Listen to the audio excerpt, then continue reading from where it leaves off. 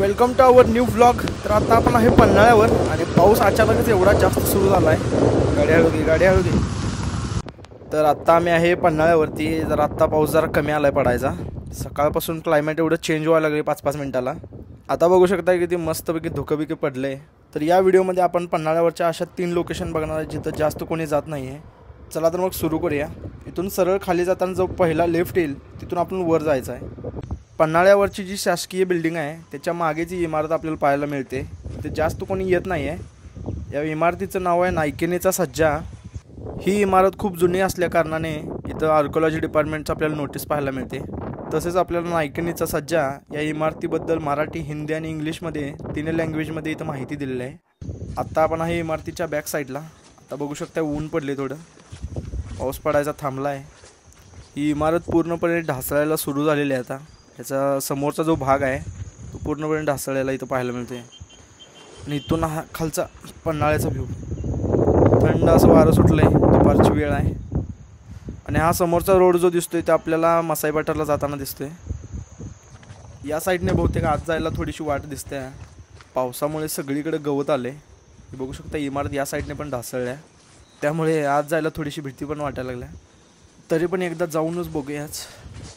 तर इथं जास्त काय नाही आहे। इथून एक बाल्कनी टाईप एक दरवाजा दिसतोय जो की समोरचा व्ह्यू दिसतोय।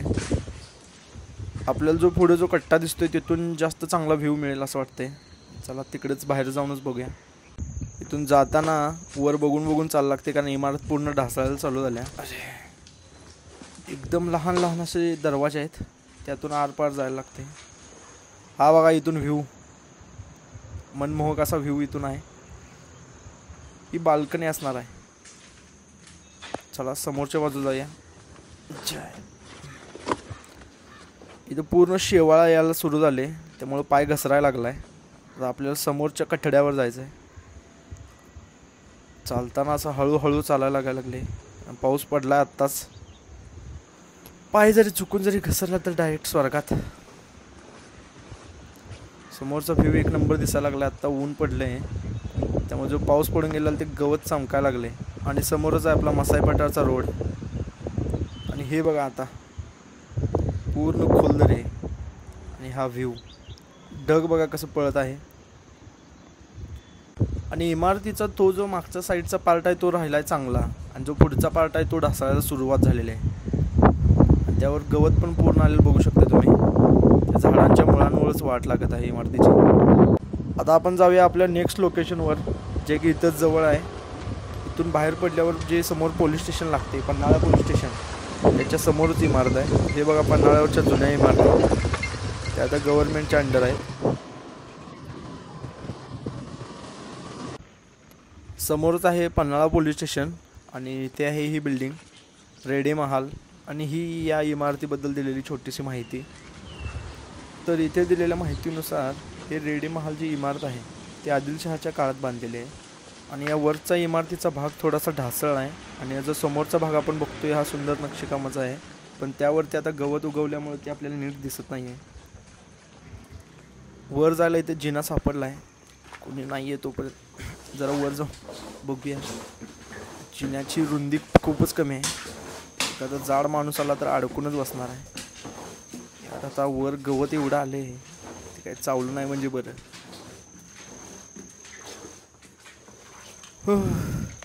फायनली वर आलोय आणि वर सगळं गवतच गवत आपल्याला पाहायला मिळते।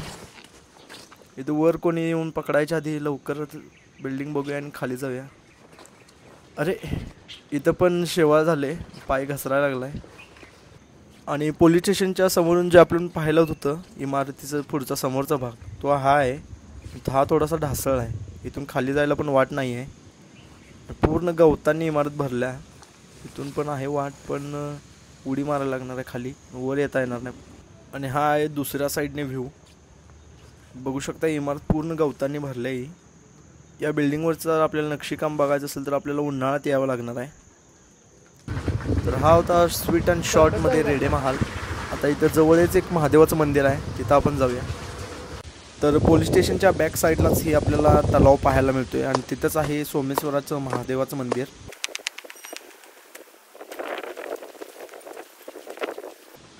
या तलावामध्ये पाणी अगदी निळसर आहे, त्यामुळे मासे वर तरंगताना आपल्याला पाहायला मिळतात.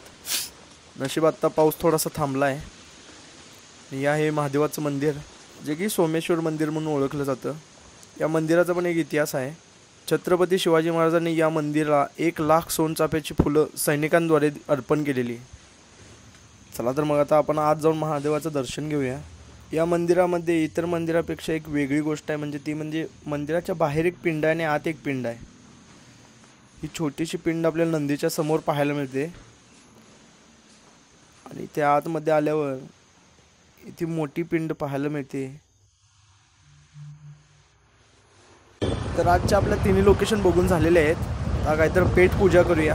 म्हणावी तशी गर्दी आज पन्हाळ्यावर पाहायला मिळत नाहीये. मागवळवाडी जरा तर पाणीपुरी आणि दहीपुरी खायचा बेत झालाय. आणि आत्ता आम्ही थांबलोय तबोगुद्दांच्या अगदी बरोबर समोर.